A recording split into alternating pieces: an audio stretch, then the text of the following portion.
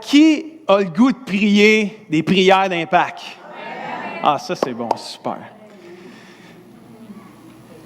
Aujourd'hui, la semaine prochaine, qui est mon dernier dimanche avant que je parte en vacances, on va parler de prières d'impact.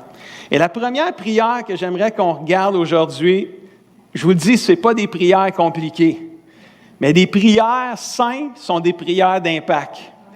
Et si on la résume en une expression, la prière d'impact de ce matin, c'est « Examine-moi, Seigneur ». Je sais, ça n'excite pas personne en matin, là. Mais quand vous allez avoir fini d'écouter ce que je vais dire, vous allez dire un gros amen à cette prière-là. Parce que si on commence à prier du fond du cœur, « Examine-moi, Seigneur », vos vies ne seront plus jamais les mêmes. Même vous, qui ça fait longtemps que vous êtes chrétiens, là. Vous êtes des chrétiens matures, là, vous aimez le Seigneur. Là. Si vous commencez encore à prier cette prière-là, votre vie va changer, mon frère, ma soeur. Même si ça fait 40 ans que tu es dans l'Église et que tu aimes le Seigneur de tout ton cœur. Quand on commence à prier, « Examine-moi, Seigneur », il y a quelque chose qui se passe parce que ça, c'est une prière d'impact. On va la lire dans le psaume 139. C'est David, le psalmiste David, qui avait fait cette prière-là. Puis il avait dit ça comme ça dans le psaume 139. Des fois, on chante ce chant-là. Ça dit « Sonde-moi, ô Dieu, et pénètre mon cœur. Examine mes pensées et vois mes soucis.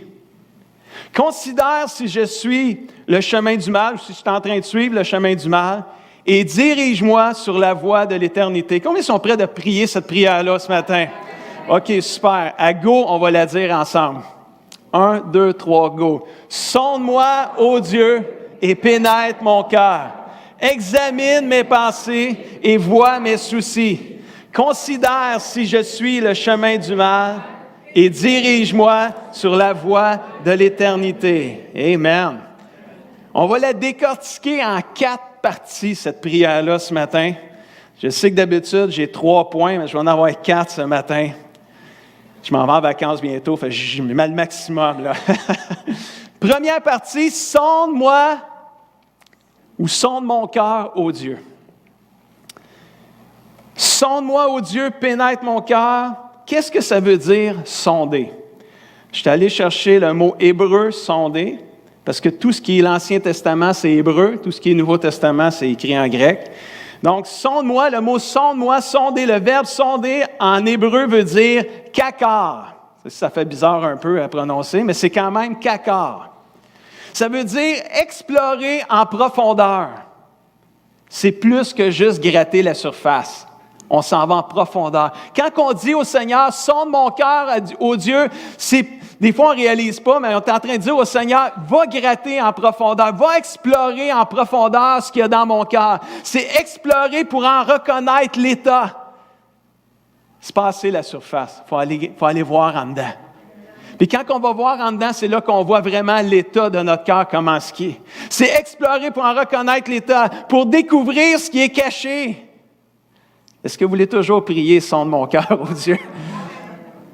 Si vous voulez changer, priez cette prière-là, c'est sûr que le Seigneur, il va y aller en dedans, lui. Si vous lui donnez la permission, il va aller examiner en dedans. C'est interroger discrètement, poliment, gentiment quelqu'un pour chercher à connaître sa pensée.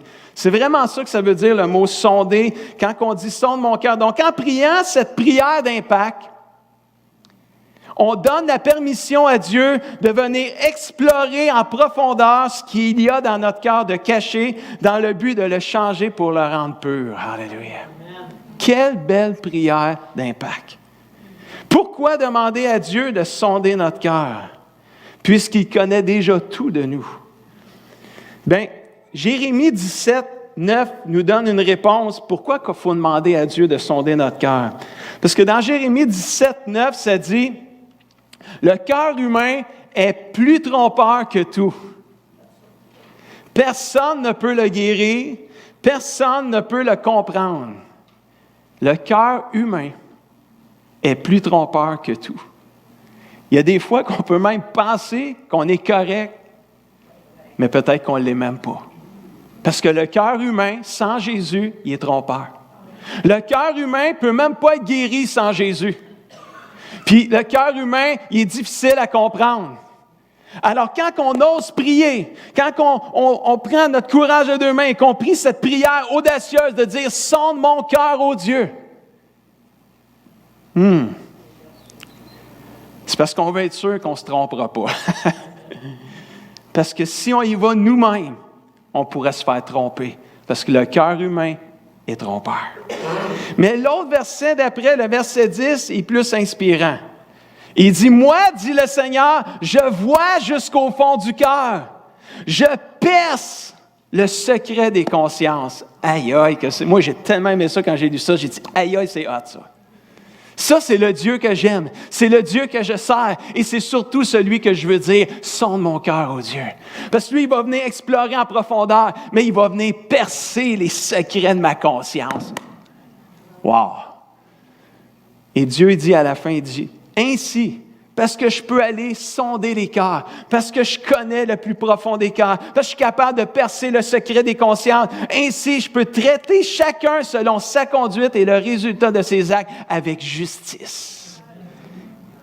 Combien sont prêts de prier, sonde-moi, ô Dieu, et pénètre mon cœur. Wow! C'est pour ça qu'on peut prier à Dieu. On peut demander à Dieu, examine mon cœur, pénètre mon cœur, viens percer le secret de mon cœur et me le révéler.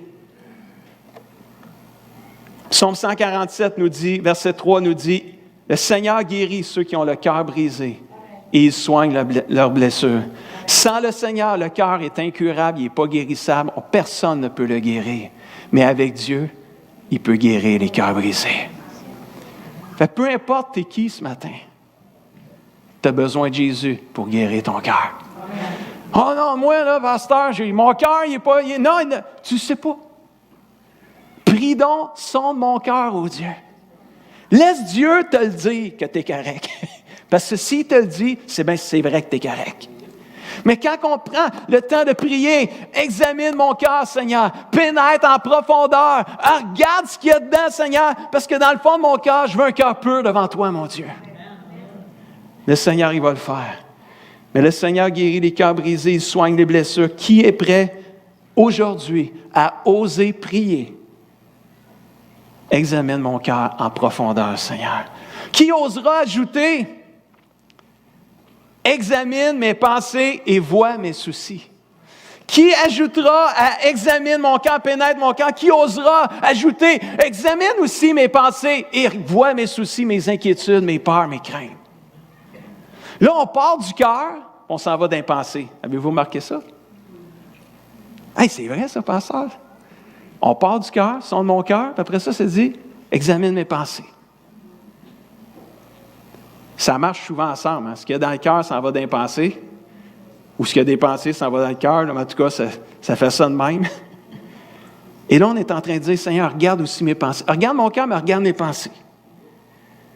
Là où siègent nos soucis. C'est comme prier, révèle-moi mes soucis, mes peurs, mes inquiétudes qui viennent influencer souvent mes pensées. Qu'est-ce qui te rend anxieux? Qu'est-ce qui te rend inquiet? Une perte d'emploi? La peur de ne pas te marier? Ou tu es en fréquentation? La peur de ne pas te rendre au mariage?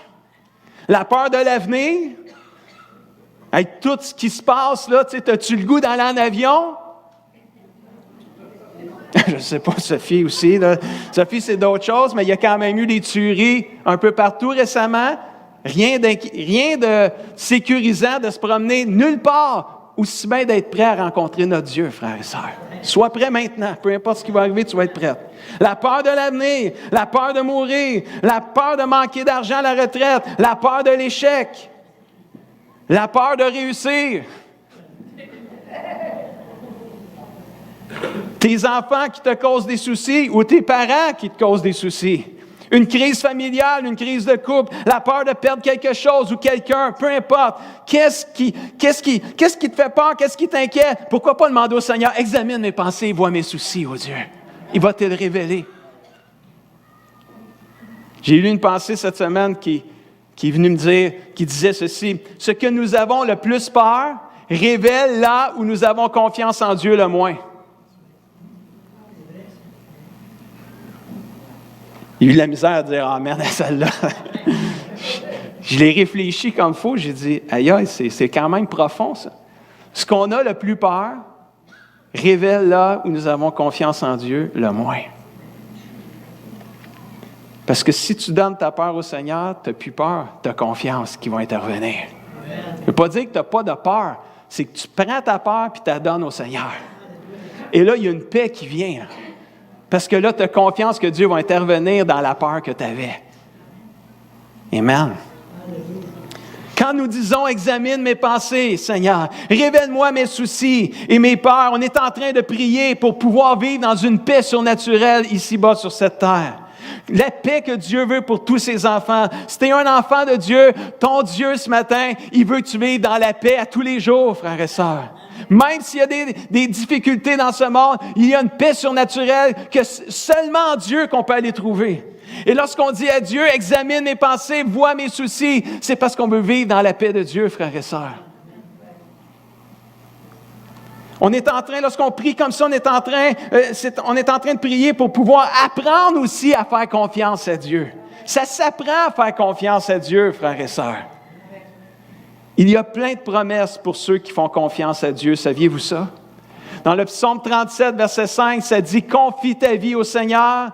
Dites-le avec moi la prochaine phrase. « Aie confiance en lui et il agira ». Si tu n'as pas confiance qu'il va agir, commence à prier, examine mon cœur, mes pensées, vois mes soucis. Viens me transformer, Seigneur. Parce que quand on commence à en arriver là, à confier notre vie au Seigneur avec tout ce qui est dedans, puis qu'on commence à y faire confiance, il va agir pour nous, frères et sœurs. Proverbe 3, verset 5 nous dit, « Ne t'appuie surtout pas sur ton intelligence, ni de tout ton cœur, mais de tout ton cœur plutôt, mets ta confiance dans le pasteur. » Ah, non, c'est pas ça que ça dit. Je voulais juste voir si vous étiez encore là ce matin. Ne t'appuie pas sur ton intelligence, mais de tout ton cœur, mets ta confiance dans le Seigneur. Si on peut dire amen à ça. Reconnais le Seigneur dans tout ce que tu fais, dans tout ce que tu vis, et lui, il va guider tes pas. Amen. Fais confiance à Dieu dans tout ce que tu vis. Il va t'aider. Il va t'aider. Jérémie 17, verset 7 nous dit, « Mais celui qui met sa confiance en moi et qui s'appuie sur moi, moi, le Seigneur, je vais le bénir. » Alléluia. Qui veut la bénédiction? On va tous dire oui à ça, on va tous dire amen, on va tous lever la main. Fais confiance à Dieu. Amen. Tu vas être béni. Fais confiance à Dieu, tu vas être béni. Qui est prêt aujourd'hui à oser prier cette prière d'impact? Examine et pénètre mon cœur. Pénètre mes pensées, vois mes soucis. Qui osera ajouter ceci? Considère si je suis le chemin du mal ou si je suis en train de suivre le chemin du mal. On part du cœur, on s'en va dans les pensées, puis là, on s'en va dans les actions. Où est-ce qu'on s'en va? Où est-ce qu'on marche? C'est fort pareil, les prières. C'est vraiment bon pareil. Cette prière-là est complète. C'est le cœur, c'est les pensées et c'est la conduite. Alors, regarde où je suis rendu, Seigneur. Je suis en train de marcher sur le bon chemin, là. Je suis en train de suivre la bonne route. Mais est-ce que par mes paroles, je suis en train de dire des bonnes choses? Là? Est-ce que vraiment, je suis en train de marcher, de dire... Est-ce que ma conduite te glorifie, t'honore? C'est ce qu'on est en train de dire à Dieu lorsqu'on prie cette prière-là. Considère si je suis sur le bon chemin ou pas, là.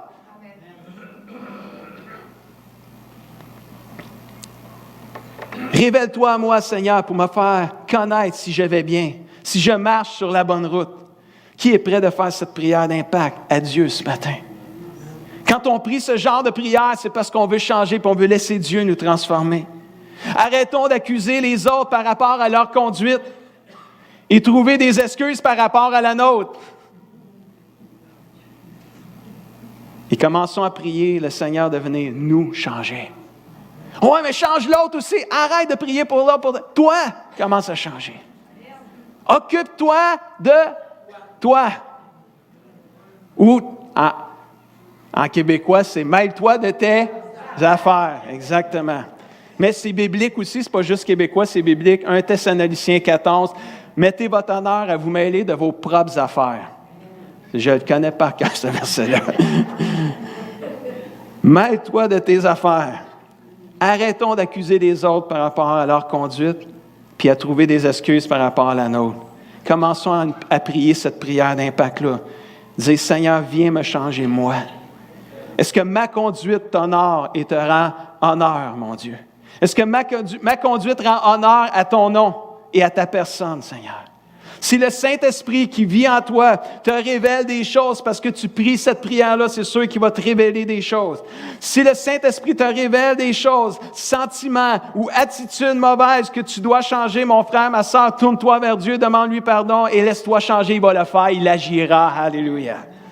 Prier une telle prière d'impact, c'est comme prier au Seigneur, de dire, Seigneur, mon cœur est disposé à changer. Viens me transformer. Fais que ma vie te glorifie, ô Dieu. Alléluia. Nous sommes tous des gens imparfaits qui venons rencontrer un Dieu parfait qui est disposé à nous changer pour sa gloire. Un Dieu plein de grâce, de miséricorde, de justice, de sainteté, de pureté. Quelqu'un dit Amen. Alléluia. Viens à ce Dieu ce matin pour trouver tout ce que tu as besoin pour devenir pur et semblable à lui. Alléluia. Qui est prêt à oser prier cette prière d'impact? Examine et pénètre mon cœur et mes pensées. Vois mes soucis, ô Dieu. Considère si je suis en train de suivre le bon chemin. Qui osera terminer cette prière-là en disant, dirige-moi sur la voie de l'éternité. À la fin de sa prière, le psalmiste David, c'est comme il est en train de se donner entièrement à Dieu. De dire, Dieu, garde, me voici, là, complètement disponible. Amène-moi sur le bon chemin. Si j'ai dévié, ramène-moi sur le bon chemin. Si tu as dévié, puis tu penses que tu ne peux plus revenir, parce que tu penses que Dieu ne t'acceptera plus, c'est un mensonge. Reviens à lui, demande-lui pardon, puis dis-y, Seigneur, ramène-moi sur le bon chemin, il va te ramener. Si tu lui demandes, il va le faire. Si tu lui dis, ben là, il ne voudra jamais, fait que je ne lui demanderai pas. Ben, ça n'arrivera pas. Demande-le. Ose demander, ose faire confiance à Dieu. Dieu est juste, Dieu est saint, mais Dieu est plein de grâce aussi. Alléluia. Si tu avoues tes fautes, tu les reconnais, il va te pardonner, voyons donc. C'est quand tu ne les reconnais pas puis tu es justifié qu'il ne te pardonne pas. Parce que ta justice n'est pas bonne. Elle ne peut pas te justifier. C'est la justice de Dieu qui nous rend purs. Alors arrêtons de justifier nos mauvaises actions, puis avouons-les, donnons-les au Seigneur, il va nous pardonner, puis lui, il va nous rendre justes. Amen. Sa justice est la meilleure. Dirige-moi sur le bon chemin, Seigneur. Est-ce que vous avez le goût de prier cette prière-là? Dieu veut nous diriger. La Bible nous dit dans le psaume 32, verset 8, « Tu as dit, je vais t'instruire. Je vais t'indiquer le chemin que tu devras emprunter. Je serai ton conseiller et mes yeux veilleront sur toi. » C'est-tu assez bon, ça, pour nous autres? Y a-t-il quelqu'un qui est content que Dieu, c'est lui, son guide? Alléluia.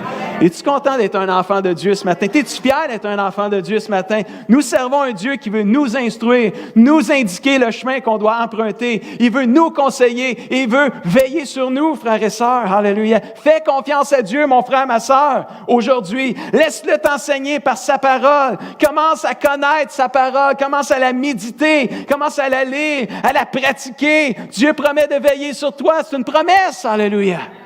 Il va le faire. Puis des fois, il va se servir d'un frère, d'une sœur aussi pour te conseiller. Ah, vous avez le droit de dire amen à ça aussi.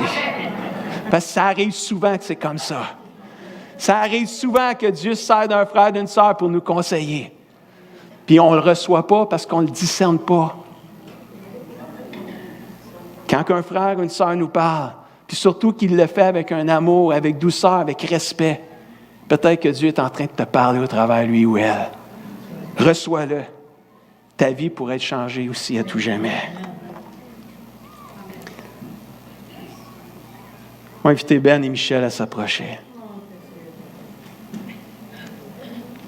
Sonde-moi, ô Dieu.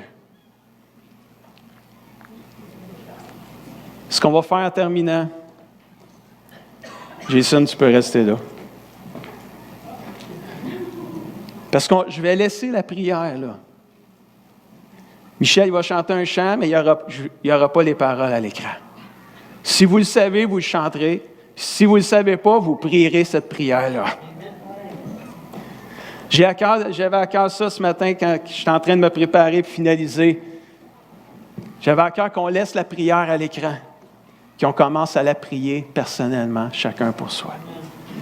On va se lever tantôt, on va ouvrir l'autel de la prière, on va se consacrer à Dieu. On s'en va dans nos vacances pour la plupart de nous, là, bientôt. Là.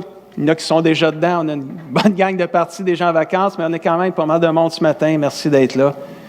Mais on s'en va dans nos vacances. Pourquoi pas partir en priant cette prière-là? Pourquoi pas la prendre pour nos vies, cette prière-là? Puis de dire, Seigneur, hey, viens me transformer. Examine-moi ce matin. Comme le docteur, quand on va chez le docteur. Hein? Puis qui sort là, son stéthoscope, puis la pression. Puis on s'en va chez le docteur, puis on lui dit, examine-moi, doc. Priez donc ça comme ça à Dieu. Hey, doc, c'est mon docteur aussi. C'est le médecin des cœurs. Alléluia. Hey, doc, examine-moi. Check ma pression spirituelle. Mon cœur bat-tu comme il faut pour toi? Ou il fait de l'arythmie spirituelle? Je n'ai pas étudié en médecine, je suis allé au bout de mon dictionnaire de médecine, je ne sais plus quoi dire. Il faudrait que Francine vienne m'aider, les infirmières, Guylaine, les autres. Mes images se terminent là. Le stéthoscope, la pression, puis l'arythmie, puis c'est tout. Ouais, les poux peut-être, là, le pouls, même ici, là, tu sais, c'est... Amen. Est-ce qu'on peut se lever ensemble?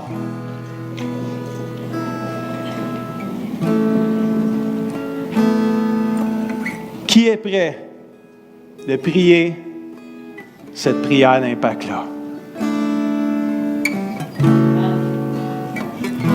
Qui osera le faire comme David le fait? Sonde-moi, ô Dieu, pénètre mon cœur. Examine mes pensées et vois mes soucis. Considère si je suis en train de suivre le chemin du mal. Et dirige-moi sur le bon chemin, la voie de l'éternité. Si on commence à prier ça du fond du cœur, frères et sœurs, préparez-vous à changer. Préparez-vous à vivre des transformations extrêmes, même pour certains. Parce que Dieu va agir. Si tu y fais confiance, il va agir. Il va emmener ton cœur pour le rendre semblable au sien. Alléluia. Et je pense que tout le monde ici, on veut un cœur comme le cœur de Dieu. On veut un cœur pur. On serait prêt à chanter, crée en moi un cœur pur, Seigneur. Renouvelle en moi un esprit bien disposé. Ça, c'est une autre prière aussi. Amen. Merci, Seigneur Jésus.